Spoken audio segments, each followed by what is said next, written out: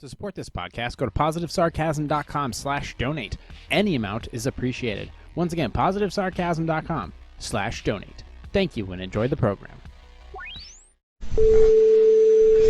Bored housewives, so they're generally hitting the Moscato too because they need something sweet in their lives because their husband is sour. That ring on your finger? Some pygmy died digging that out of a hole for you to say I do and ruin some guy's like, look at that dude. He's got a hernia that's shaped like a bag of pretzels that he just ate. You're going to Thailand, you're going to smash some dude. Going over there for guy time, but it's not with his buddies. What does it say on the bottle? Well, if it says that on the bottle, why did you put it on your head? All these actors did was shut their mouths because they didn't want to be run out of Hollywood. Now a bad batch of Chinese food has you blowing insurance premiums on vitamin fucking D. Too much. That's what we're I going sound like for Bill here. Maher. Really, John? Really? We can't do this anymore, Auntie. I'll see you at the bar mitzvah. It's almost like it never existed, but it fucking did. So do me a favor. Go yourself.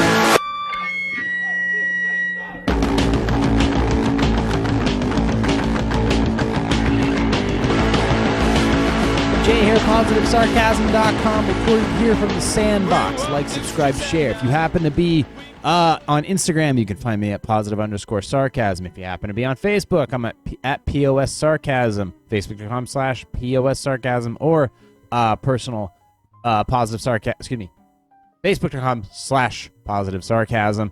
If you just happen to be on social media. If you're not, you know what? Good for you. Good for you. TikTok at positive sarcasm. Excuse me. Still got a raw throat from this week. If you want to support this podcast and all things PS, go to positivesarcasm.com/donate. Any amount is appreciated. Questions, concerns, comments, you can do one of two ways. You can hit me up on my website. Go to the contact section of positivesarcasm.com, and you can email. You can put your info in there, and off it goes to the magic email box. Or if you want to hit that box directly, that came out wrong, you can still email me directly, positivesarcasm@outlook.com. Found this hat. Since this is a fully furnished apartment, there's just random stuff in here. There's like a Schlitz beer glass. I found this hat just somewhere in one of these drawers. I'm like, cool. Well, I don't think it's cool, but if I wanted to talk about serious subjects, I'm pretty sure this is not the capper I'd be putting on my noggin. But I want to keep it a little bit light this week. I only have one serious article on here, and yet we have yet to go through the Q&A. But as usual, like I said, anything and everything PS related, go to positivesarcasm.com. I dropped a bunch of new clips on my social medias. I got to put one more up later to finish out the week, and then I'll be heading up to the New Hampshire's beautiful Lakes region area for the weekend.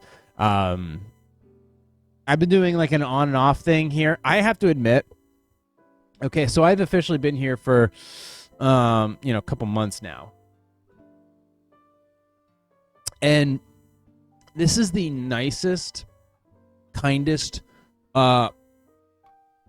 most approachable mix of people that I've ever come across where I'm currently residing. Because it's such an eclectic mix of village folk, blue collar, white collar, people on vacation, weekend getaways, people just visiting, people on business, people walking their dogs, just saying hi. It's just so great. Everybody's so much friendlier down here. The mix of how many people are cool as opposed to how many people are not cool. It's the ratio is so much better down here. I cannot tell you how much I expected a certain thing when I came down here, when I finally made it down here. And that little taste I got earlier in the year is not only keeping up with that taste, but it's gone beyond that. And the people you wouldn't expect to be talking to, they want to talk to you. They want to talk to you. They want to engage with you. They want to tell you all these things. And it's different kinds of people. And it's really great to know that people are still socializing in a kind manner. People are still meeting their dogs and walking by each other, but without any animosity, at least in this region, per se. I mean, I don't know what's going on across the border in the other state. All I can tell you is right here, everything seems to be fine. Everybody seems to be helpful, doing their own thing, taking the year and all of everything that's attached to it, with their own stride, with the best of their abilities. You see some people out here, you're like, why are you wearing them? It's like, look, at this point, you got to let people have been so traumatized from the past couple of years. You got to let people's psyche breathe at this point. People have been cooped up. Some people have fled from other states. They're basically California refugees, New York refugees, Illinois refugees, Pacific Northwest refugees, Canadian refugees, for God's sakes. They need to breathe. They mentally need to breathe. They mentally need to get out there, and some people need to do it in really tiny baby steps. Some people just need to get drunk and pass out on the intersection, on the interstate. Everybody's going to have their own way of dealing with the past couple of years and with everything that's going on right now. So I see people, and if they're doing something that's just, I know is flat out asinine, like wearing a mask outside. You know what? I get it. I totally get it. There's a lot of crazy information out there right now. You may not think that you're in the best state of health, and maybe you're not. But at this point, it's like, I don't need to make an out loud assumption about somebody right now.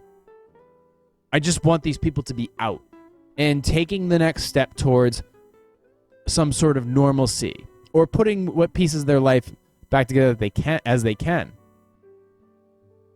So it's really important that us in these regions, whether it's Texas or Florida or New Hampshire or Maine, that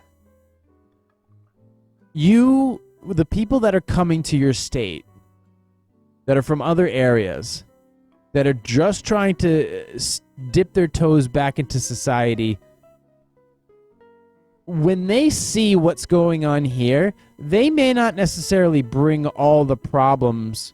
I think it's because maybe they may not necessarily bring all the problems that were going on with their state with them, because I think they may be so traumatized by all the bullshit that took place in their state, they quite truly may not want to bring it here. They may truly not. They may have been so broken. They left. They left and came here. I don't care what anybody says. To pack up your entire life and move it, whether it's a couple hours away or 3,000 miles away, is a lot.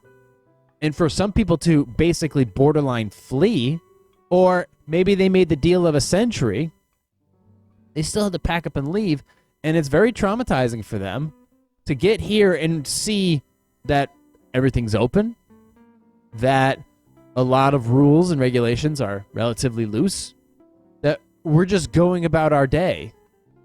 Now, we still have some things here and there in terms of rules and regulations, because we have an eclectic mix of people up here, in my state anyways. Like, for example, contractors can't go into certain hospitals because those stupid fucking hospitals require that you be vaccinated. It's like, all right, well, good luck finding people to fix these very specific problems, or just leave them broken. We don't care. And yeah, there are masking rules in certain places. Like some businesses, very, very, very few still ask that you wear one, and the owner will do that. Maybe it's because they have a different crowd in that place. But things are just moving along and grooving along, and bars are open, restaurants are open, everybody's smiling, everybody's having a good time, People are at the beach. They're walking day, morning, noon, night. They're having a grand old time. Everything is okay up here.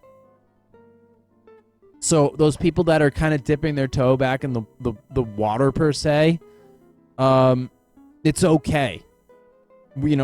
Everybody down here is so much nicer that it takes the stress off of me, and it takes the stress off the locals to want to be nice to those who are getting acclimated to being like, oh my, maybe we should kind of go walk around and see how things are. And it's like, oh, okay.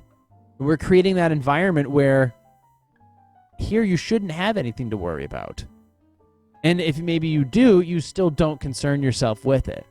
But it's so great down here that I invite you to come check it out. I do. It's like a personal invitation.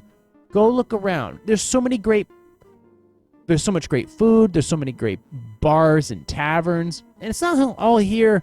What's funny is I would go as far as to say is the restaurants and the bars, well, the restaurants mainly, right on the seacoast, right on the waterline, are overrated compared to the stuff that you do if you take a 5-minute drive into actual town. When you leave the village district and you actually go into town, there's so much food, so much commerce, so much stuff going on.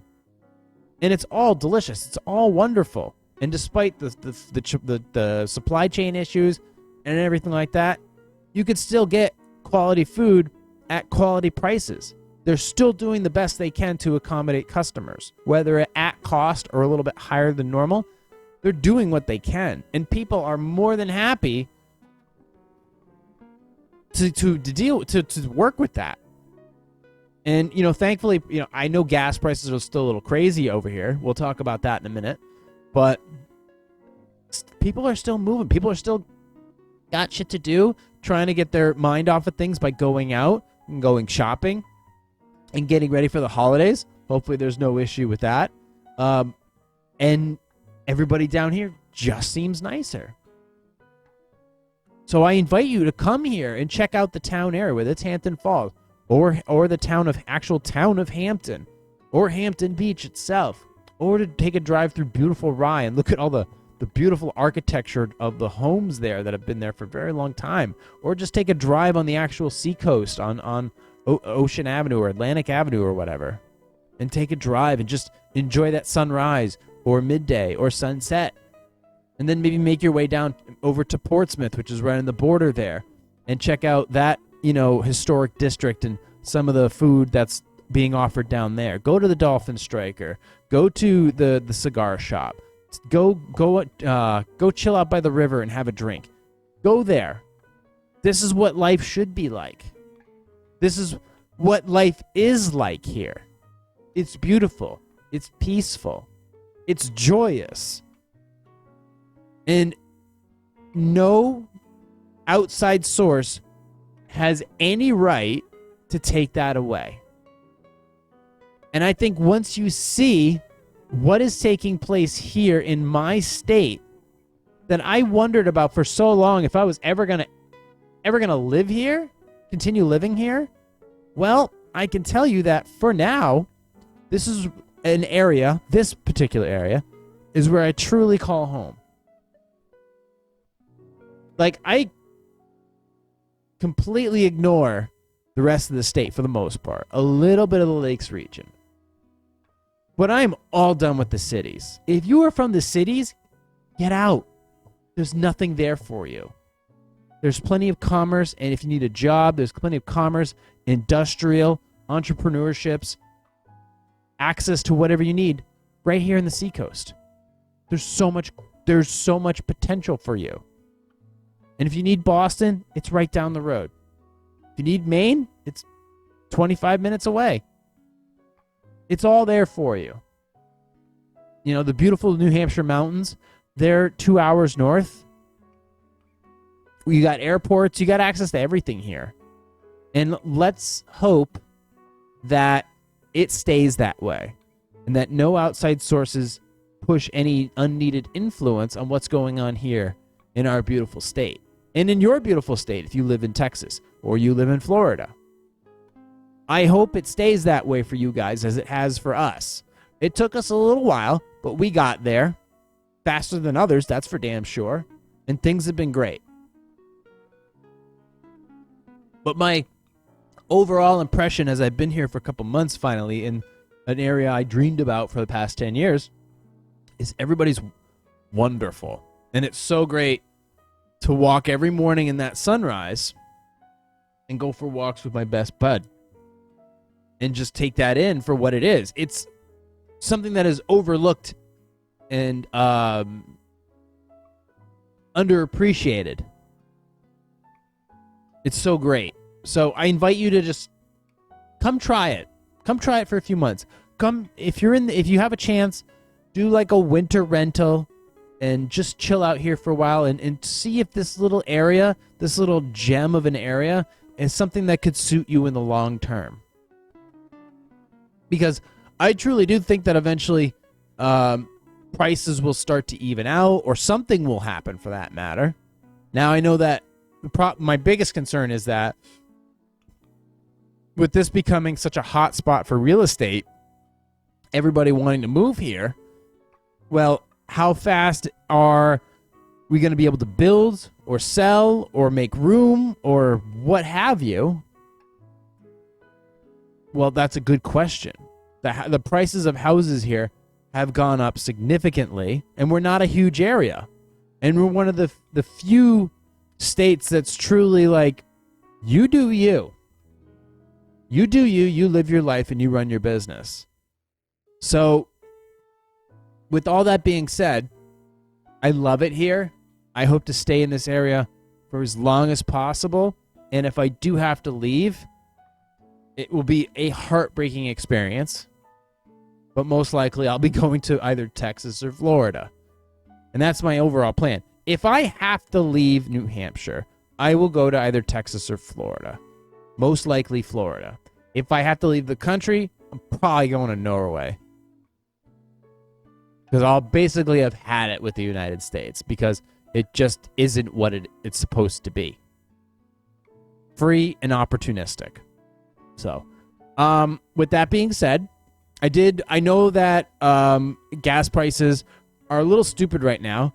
Next to our, mostly because of our retard in command and his bag of cronies.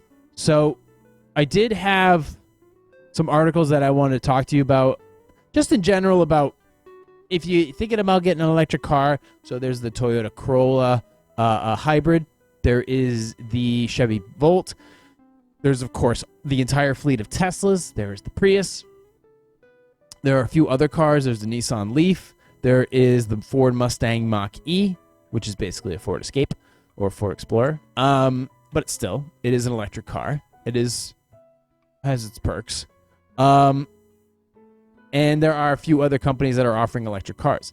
Now, what is the actual value of it? Because right now, price and depending upon where you live, how far you have to travel, depending upon your region, it could be more efficient to own a gas-powered vehicle or a diesel-powered vehicle, and in some instances, it might be better for you to own an electric car or both, depending upon what you do.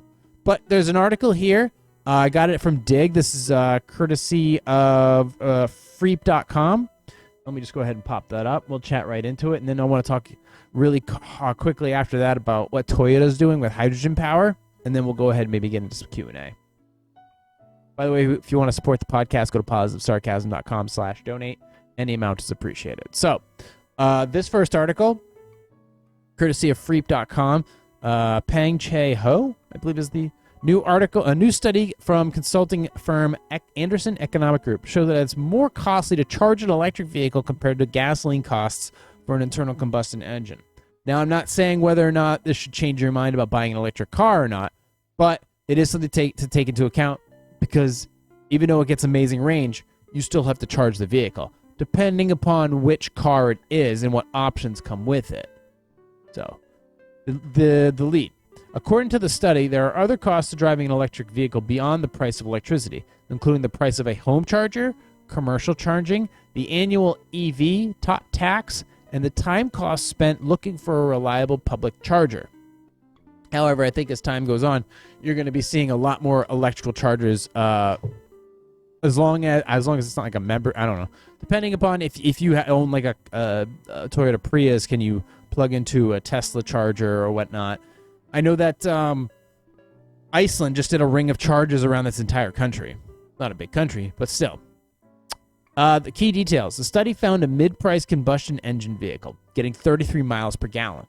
And petrol vehicles nowadays are getting an amazing fuel efficiency. Basically, getting 33 miles per gallon would cost $8.58 to drive 100 miles, when gas was priced at $2.81 a gallon. Conversely, a mid-priced EV, such as a Nissan Leaf or a Tesla Model 3, would cost $12.95 to drive 100 miles when adding the price of a charger and other peripherals. Consumers point to a lack of infrastructure as one of the biggest obstacles to electric vehicle adoption. Okay. Additional thoughts. Previous studies have stated that it's cheaper to drive an EV than a conventional car. But Patrick Anderson, the CEO of Anderson Economic Group, who switched to an EV himself last year, says the most studies are just looking at the cost of residential electricity and are not factoring in the additional costs. Excuse me. That most studies, are cost of residential, not looking at. Okay. Anderson also points out, however, that it's better infrastructure around electrical vehicles were set up, such an increase in reliable commercial charging centers, the cost of owning an EV would come down. And electric vehicles are still more environmentally friendly than gasoline-powered cars and cost less when it comes to maintenance. Okay. So, pretty straightforward as far as like here's the key details, and here's some of the bullet points from additional thoughts. But there's more to consider, and let's just kind of dive into it a little bit more. So, right now, let's just say, all right, here's the bad thing. This is when gas was $2.81 a gallon. Right now for gas for 89 tests, so you got 87, 89, and 93, or 91. 89 is around like 350, 360 a gallon where I am. It can be a little bit lower if I go up north, which I generally do, and I gas up there. So, this comparison was done at $2.81 a gallon. $2.81 a gallon is not here right now. Like I said, supply chain issues and assholes in charge. That at this point, driving the price up an additional 60 cents per gallon. So that's a point towards electric vehicles. However, the price of electricity, the demand for electricity will also go up as well. That's a point for petrol. So at the end of the day, you need electricity. It has to be generated. That price has gone up. You need fuel to get your vehicle moving. That price has gone up as well. Both require demand. So what are your answers here? Well, there's a few. And also, what I would also agree with is a proper balance, because you have to drill for oil. You also have to dig for lithium ion. Okay? And that's not an easy process either. Digging for lithium ion is a tedious task.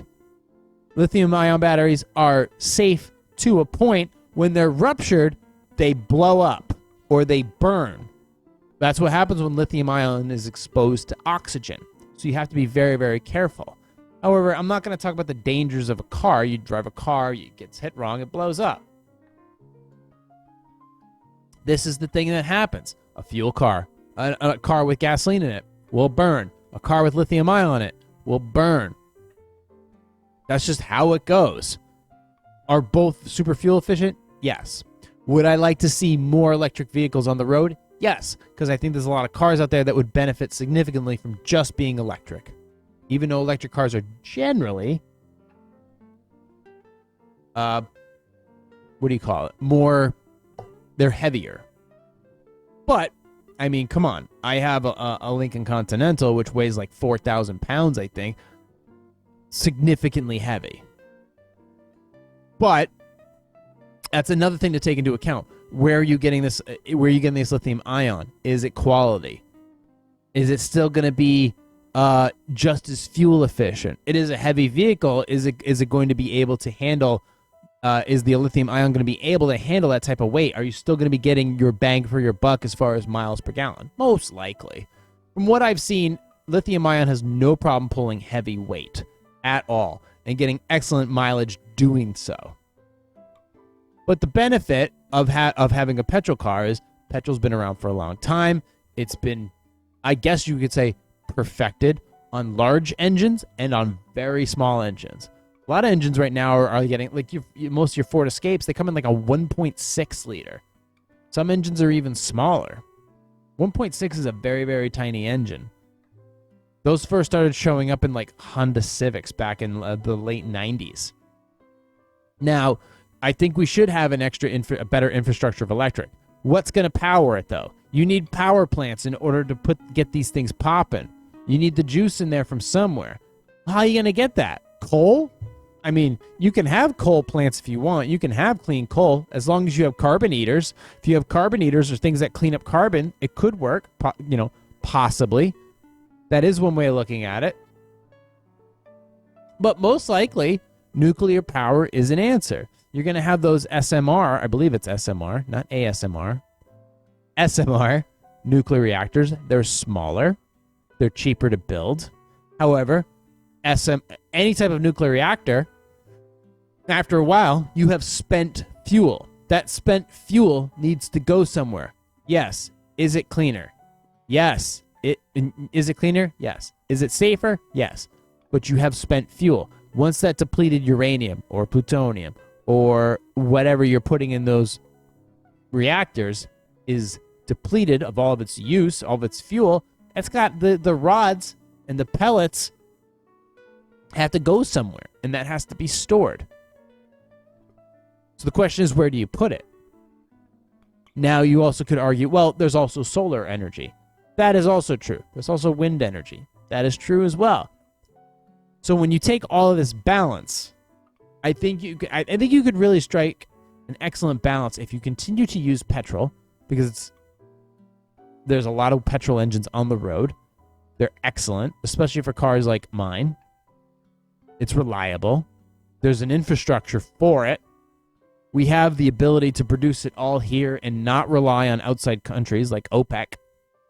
You also have to understand that petrol, it's not just for gasoline. It's not just for oil in general for your cars, but it's for everything. Petrol it creates plastic. It creates polyblends. It creates everything. It creates the plastic that makes the Aquafina bottles. And then those Aquafina bottles get melted down after being recycled, and they get turned into little tiny pellets. Those little tiny pellets get shipped off to factories. Like, for example, Foss Electronics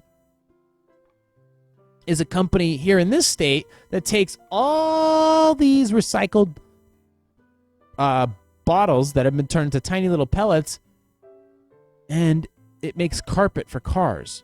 It makes all that fabric that you see at Joann's Fabric or Michael's Arts and Crafts or the Hobby Lobby or name this other store. They make all those fabrics, all those polys.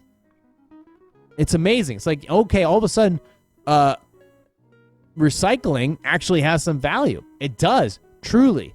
All those Aquafina and those Dasani and those Gatorade bottles, they get turned into pellets, shipped off to these factories, and they make amazing amazing products, fabric, name your color. And I mean a lot of it too. Like thousands and thousands of tons. And then it gets shipped out to places all over the United States. So the idea that this is all petrol based, this is all plastic, this is everywhere. The Model 3 has some of these parts. Your petrol engine cars have some of these parts. The hydrogen power will have some of these parts. The jackets, the clothes, the shoes. Everything that you do has some of this petrol in it. So understand that petrol is in your life in more ways than you realize. Hell, your electric car could be made of petrol. That's true. Very, very true. So these are things to take into account. However, with the proper balance of gasoline and electric and hybrid vehicles and other alternative energies. I think an excellent balance of being able to capture carbon, take vehicles that don't require petrol engines, like, for example, a Ford Mustang requires a petrol engine, a Camaro, a Corvette that requires a petrol engine. However, there are other cars out there that are more commuter cars than anything, or that are more luxury sedans than anything. Like, for example, I think like the Mercedes SL500, or excuse me, the Mercedes S500, or the Lexus ES400. ES? I think it's the ES. That is another car. The Ford Explorer. The small, there are other cars like that. Basic commuter cars. Buicks. That should all be electric or hybrid. I truly believe so. Those can all be electric cars. They're all designed to be quiet. They're all designed to be just quiet commuter cars. That would cut down on noise pollution significantly. And it would give also more value to a petrol engine like a Ford Mustang or a Dodge Charger, where those things are designed to have a primal sound to them. But you'll have that balance. You'll have a true balance. And then from there, you won't have to completely rely on electric, which means you won't have to completely rely on lithium ion, which requires all that digging to get that basic material. And you know there's a kid at the end of that chain basically going into these tunnels and just digging this shit out.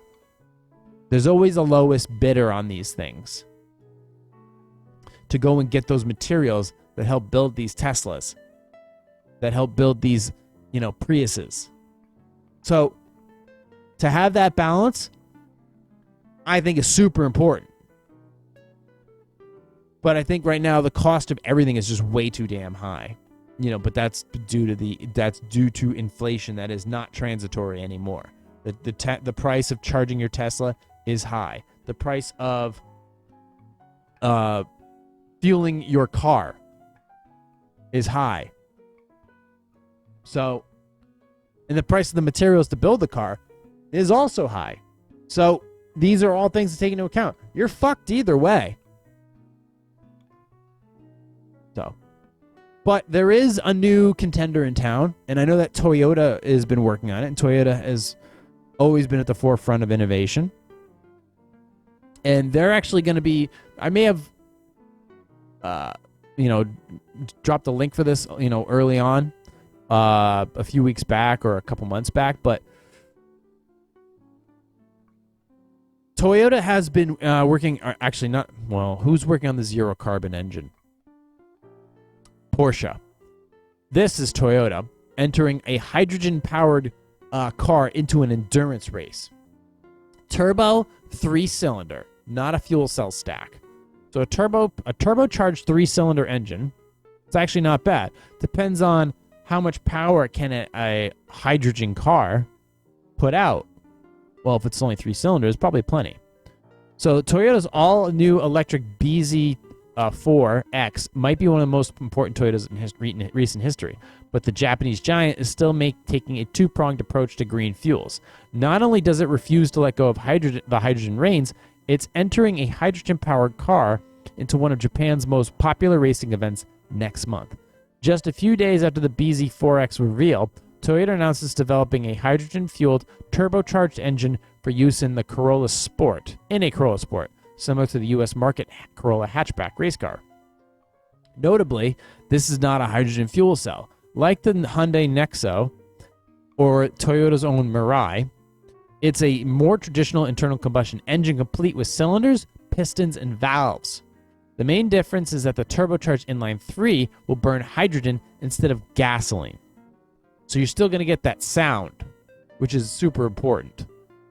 Toyota says that except for a negligible amount of lubricating oil burned during the combustion process, the 3-cylinder will produce 0 CO2 emissions. Otherwise, it will have a similar feel and sound as an internal combustion engine, but Toyota adds the hydrogen engine might be more responsive due to the faster combustion of hydrogen fuel. Fuel to power the car will be generated at the Fukushima Hydrogen Energy Research Field in Nami, Fukushima Prefecture.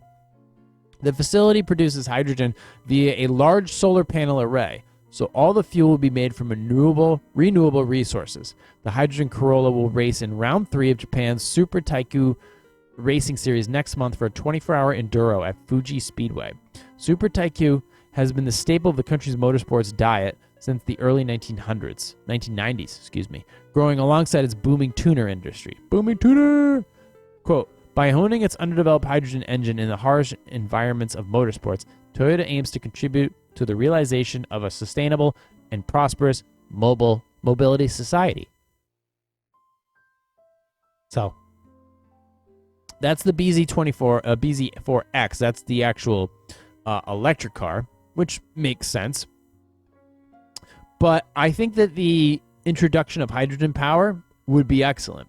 And I think that it may, for cars that really do rely heavily as far as their image on internal combustion engines, may consider going with a hydrogen conversion kit or going with a actual hydrogen swap altogether. So that is something to think about. Definitely something to think about. And it's worth considering. I mean, personally, I can never see a Ford Mustang with an electric engine. I could see it with an electric supercharger, but not an electric engine. Just doesn't work. That car's not designed to be silent. However, if you had a 5-liter or a 4.6-liter or a 4-liter hydrogen-powered Ford Mustang V8 that made that throaty 400 horsepower type of sound, 300 horsepower type of sound, 500 horsepower with a supercharger type of sound, I would be fully on board with that. To me, it would still be an internal combustion engine, just with hydrogen. Makes no difference. So that is something to consider. But this is a small Toyota that doesn't require a lot of cylinders. However, a Mustang should be a V8. So if it's able to be more fuel efficient and more powerful on a hydrogen engine, leave it as a V8. Don't make it I don't know if it'd be a V7. Definitely not a V6. There's a stigma about V6 Mustang drivers. So that is something I would consider, because it would keep the soul of the Mustang. It would keep the soul of performance cars that were designed to sound a certain way, drive a certain way, feel a certain way. So, with that being said, we're at 35 minutes. We're going to go ahead and move on to some Q&A for this week's podcast, and we'll go ahead and get out of here. I'm still working on this scratchy voice, so I'm trying to keep it all toned down and not go ahead and screaming. So in the meantime, let's go ahead and move on to some Q&A. Supporting the podcast is easy. Go to positivesarcasm.com/donate. Any amount is appreciated. You can email me directly, positivesarcasm@outlook.com. We were going for a walk a few days afternoon, and like I said, there's a shit ton of rabbits around here in Hampton Beach, and one of them came flying around the corner, and it was running, and it basically was all Chase would have had to have done is just open his mouth. This rabbit was gonna run right in there, but he just came around the corner. He's like, nope, and just took off, and he just ran right into this dude's path. Hilarious. So let's go ahead and move on to some Q&A. We'll close up shop for today. Let's see. Go ahead and move that on. Dig.com Q&A. Here we go. Am I responsible for my cousin's choice to put a light bulb in his mouth? So I, a 19-year-old female, my cousin, 22-year-old male, were hanging out last Friday. We were just chatting away while eating some nachos. I bring up how you can fit a light bulb into your mouth, but you can't take it out. He just says, huh? And we continue talking. Well, I guess he didn't believe me because he tried it Tuesday night. From what I could gather from his story, he started yelling and his mother came upstairs to check on him. When she saw that there wasn't a way to get it out, she took him to the ER. I'm not sure how, but they removed it without hurting him. He called me up yesterday and he was pissed. He said if I didn't say anything that then he wouldn't have tried it. I thought it was total BS, and he started arguing back that he made a stupid decision and that wasn't on me. Well, my aunt was in the same room, and he gave her the phone to talk to me. She explained that it might have been his decision, but I still opened the door for it to happen. She compared it to someone leaving a drug on the counter and how it's both the person who laid the drug down and the person who used it. The analogy made sense, and I feel guilty right now. However, I'm still torn on whether or not I'm the asshole or not. I feel like I'm being stubborn and I'm not sure what to think. Well, okay. Let me just make something very clear. If you leave, I don't know, psychedelics on the counter. Let's just go even there. If you leave a bag of peanuts on the counter, knowing that your cousin is allergic, then you should have known better. If you leave drugs on the counter, any type of drug, alcohol, wine on the counter, that person takes it, that's on you. If you talk about peanuts or you talk about alcohol or drugs and they go out and do them, that's not on you. If you're not encouraging them to do it, then it's not on you. If you talk about putting a light bulb in your mouth and this person does it, that person's a moron. That's a dumb person. That's a dumb thing they did.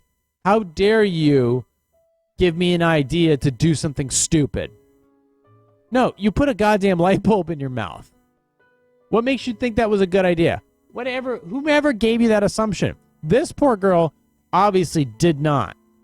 This person is 22 years old. Granted, your brain doesn't fully develop to the age of 25, but still, you don't put light bulbs in your mouth. How fucking dumb are you? You don't put glass in your mouth. That's a hella dumb. So I don't blame the cousin who stated that you can't take a light bulb out of your mouth at all. This person's not at fault for any reason whatsoever. You just don't put a light bulb in your mouth. There's no reason to do it. None. Other than you're stupid. Anyway, let's move on to the next one. How should I handle my necrophilia kink? I'm a woman with a necrophilia fetish. I know it's rare, but it is me.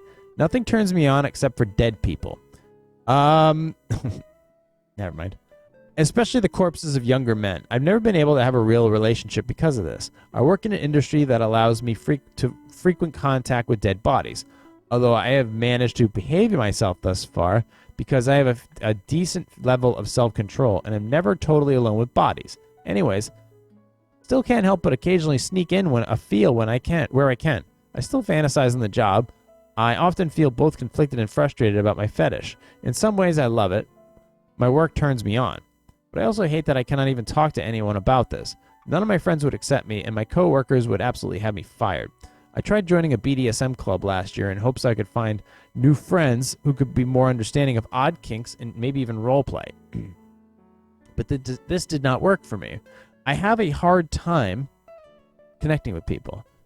And I know, and the more I thought about roleplay, the more it didn't appeal to me. Knowing the other person would still most definitely be alive, warm, and with a pulse, no matter how realistic it could act. So I just felt like I've been keeping this deep, dark secret bottled up inside me that I cannot share with anyone and cannot outwardly express. I suppose my question is, how does one handle having a fetish like this? It's surely not going away. In a perfect world, I'd love to be able to fully embrace and express it in a way that is safe, legal, and not harming anyone. But the world is far from perfect. And I feel that if I say anything at all to those I know, it's only going to cause me a world of hurt and a lost career. I've dealt with a lot of personal demons over the years, but this has been by far the worst. Well, let's see. Well, okay. Look. This is a tough one. Not a lot of people have this issue, or not a lot of people claim to have this issue. Talking about you're a female copping a feel of dead people. Well, all right. Let's take it from the position of the family of the person you're copping a feel of. Well, I'm not sure they fucking care.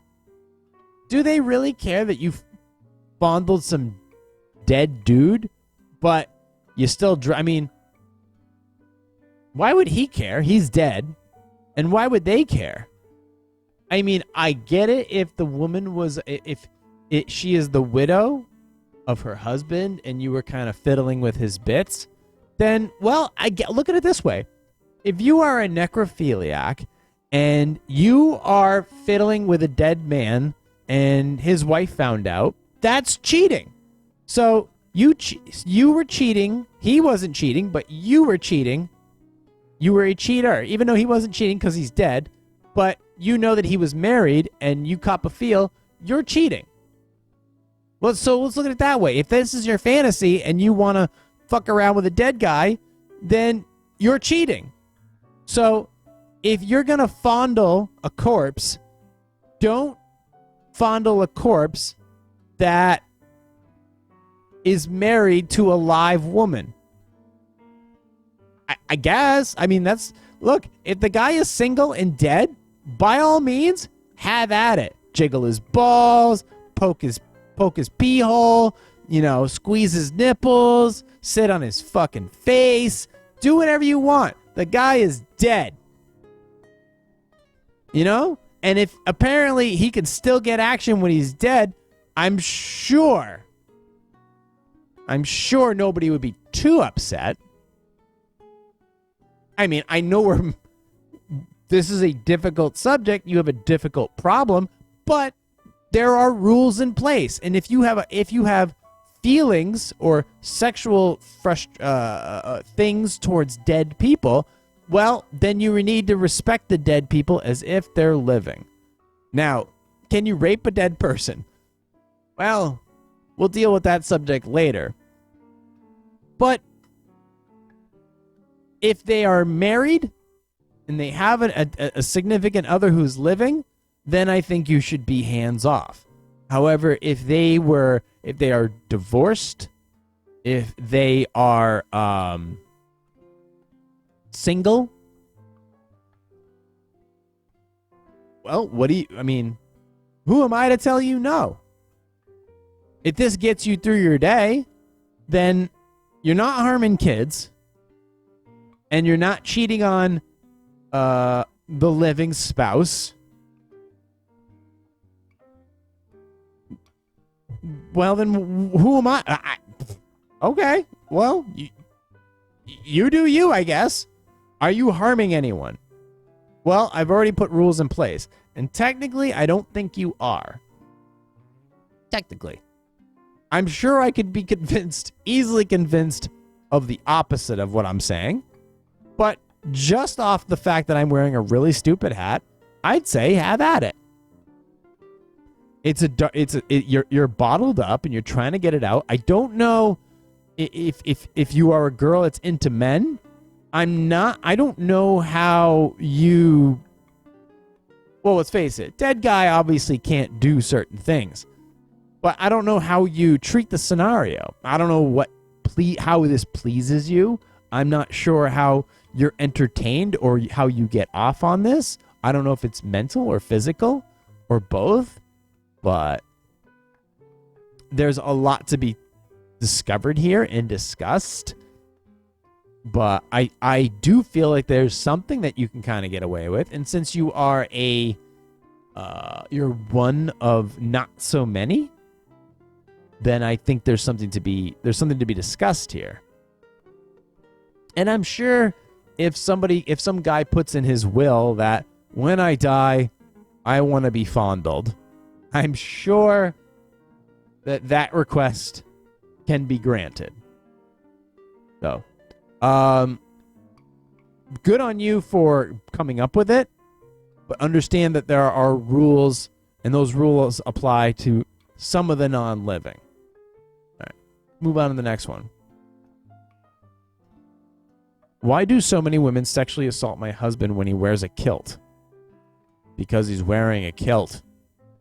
I married a proud Scotsman who often wears kilts. When we go out, women think nothing of coming over and lifting his kilt, which exposes him to anyone who has a visual advantage. These women scream with glee and then become physically aggressive with their hands. Frankly, I'm shocked and horrified anyone would do this. The last time it happened, a woman ripped his kilt off and the police became involved. Originally, the police who were going to charge my husband with indecent exposure. After several hours, it became clear that it was the woman who assaulted my husband. The police kind of laughed it off. They didn't plan on doing anything further. We were furious. Why is there a double standard that women feel they can lift a man's kilt to expose him and call it fun? Yet the same woman who would scream sexual assault if a man lifted their skirt. Women need to understand that lifting a man's kilt is sexual assault and should be treated as the crime it is. Now, every time a woman does it, we immediately call the police and report the crime. The perpetrators are then shocked and angry that they are being arrested for a sex crime for something they thought was innocent, fun, and games. Your column reaches, okay, with your help, we can help many women understand doing this. Well, if that's the way, well, first of all, lifting his kilt, I'm going to put it to you like this. If he's a single guy and they're lifting his kilt, I'm sure this thing would be different. But they're not respecting the relationship. That's the thing. That's what concerns me the most. They're not respecting the sanctity of the relationship or the sanctity of the marriage. So by lifting up his kilt and looking at his jiggly bits, or touching them even further, or in some cases ripping off the kilt, that is unacceptable because the man is committed to a woman. And or man, I mean, you could do the two. You could have two kilts in this relationship if you wanted to, but it's 100% wrong if they're doing it and this man is married or committed. You don't do that. That's, first of all, I got a huge problem when it comes to shit like that. You guys know that from my history. That is something you don't do. You don't mow another man's lawn. You don't do that. You don't do that. So when they do this, they're disrespecting you as a woman who is committed to this man. So I think the proper response actually is not to call the police. I think the proper response, if another woman comes up to your husband and rips his kilt off, you should beat the shit out of them. I think that's the proper response. Because then it could be like, why did you do that? Well, you assaulted my husband, so I assaulted you. And since this is one of those weird situations where it's a man that's being sexually assaulted and the police don't know what to do about it, well, I think the best case scenario is, well, give them a taste of their own medicine. Or if they're wearing a dress, go and lift their dress. But I think best case scenario, if they lift your husband's kilt or rip it off, fuck them up. I don't care. Move on to the next one.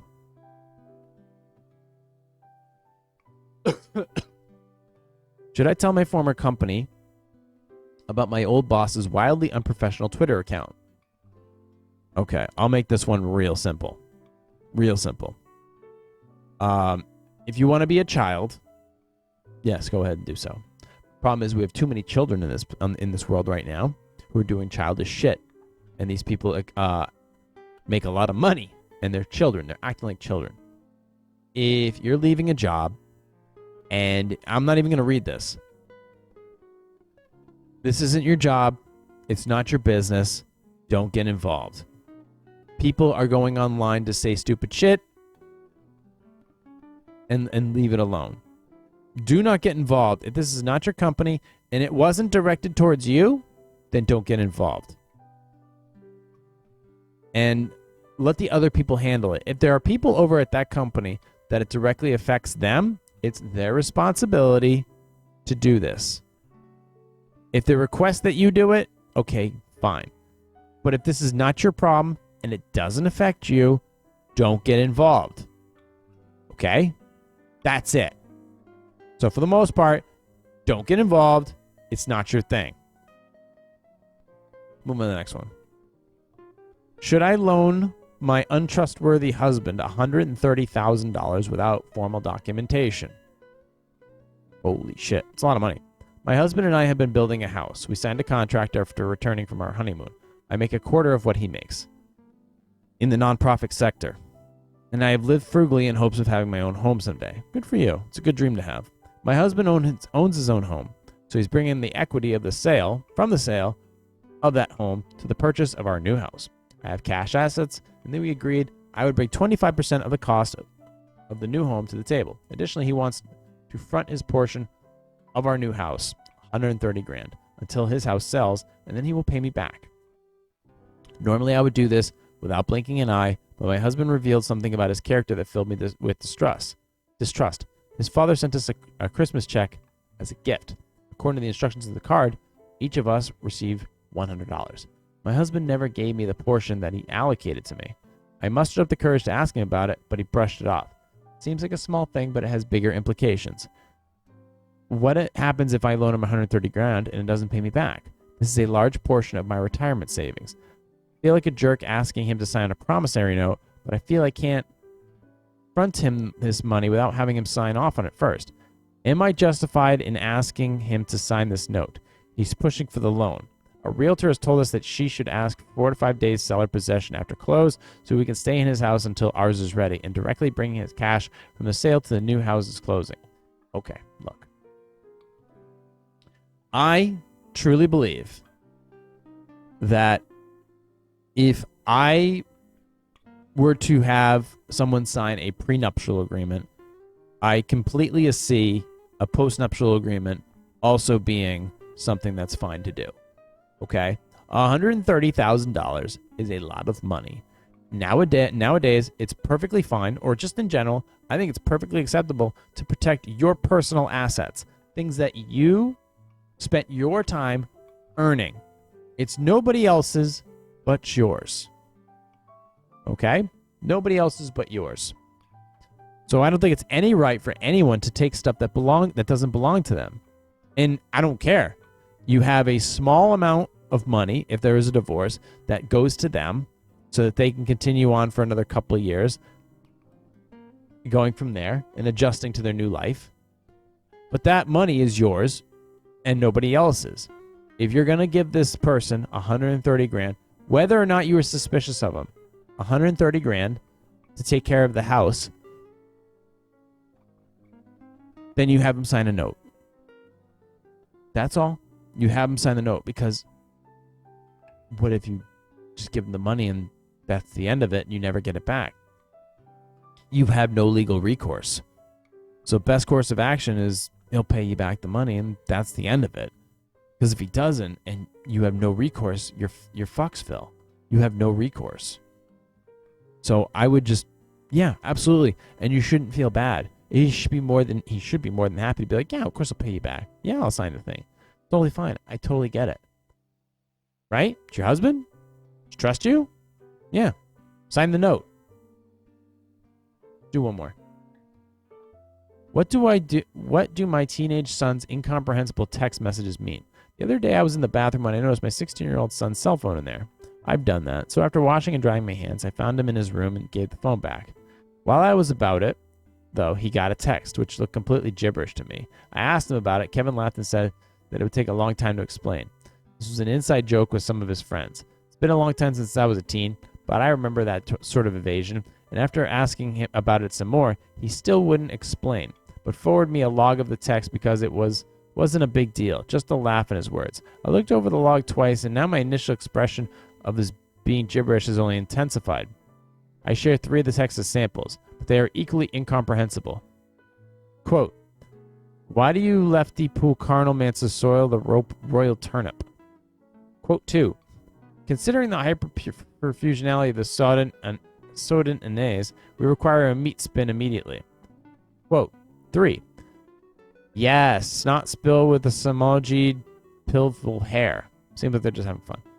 Half of these aren't words I'm familiar with. The other half makes no sense. Sounds like Cockney. The other half makes no sense. I'm somewhat comforted by Kevin treating the whole thing like a joke and showing it to me immediately, but he's still being evasive about it all. Mostly, I just wanted an outside opinion to check and see if this is something weird or important. It's weird or an unemployment. I don't think there's anything to worry about here. This is people being stupid, sending text messages back and forth. This is nothing that you should be concerned about. It's no big deal. Everything's fine. This sounds like stupid shit I would send. So I really wouldn't be too concerned about it. I mean, people send the dumbest stuff all the time, the stupidest memes all the time, the most weirdest inside jokes all the time. You have to be in that moment. that's in the context of the moment to understand why these are being sent. Other than that, you got no recourse. I would just leave it alone. The kid's 16. Anyways, we are closing up on 58 minutes, so let's go ahead and close up shop for this week. Thank you for dealing with me for the past couple weeks of this stupid throat thing. In the meantime, you can find me on Instagram if you're on there, positive sarcasm, positive_sarcasm, excuse me. TikTok at positive sarcasm, facebook.com/POS sarcasm, YouTube, positive sarcasm podcast, and of course, positive sarcasm reactions, music channel. Let's see, what else? Questions, concerns, comments, email me directly if you want, positivesarcasm@outlook.com, or you can just go to my website and send all the contact information there. You can also, posing music, you can email me, no problem, I'll take care of you. Movie reviews, whatever it is. If you have any client services need done, such as weddings, email me directly, positivesarcasm@outlook.com once again, and that should pretty much do it. I will close up shop for this week. So thank you for listening, watching, subscribing. If you're listening to the audio version of this podcast, anywhere where podcasts are available, such as Apple Podcast, Podcast Addict, Stitcher, Spotify, iHeartRadio, TuneIn, anywhere. Seriously, I think even on Amazon. So anywhere podcasts are downloadable, you can like, subscribe, share, donate. Please go ahead and do so. In the meantime, thank you for listening, watching, and subscribing, and I'll talk to you all next week. Recorded here from the Sandbox. This has been a Positive Sarcasm presentation.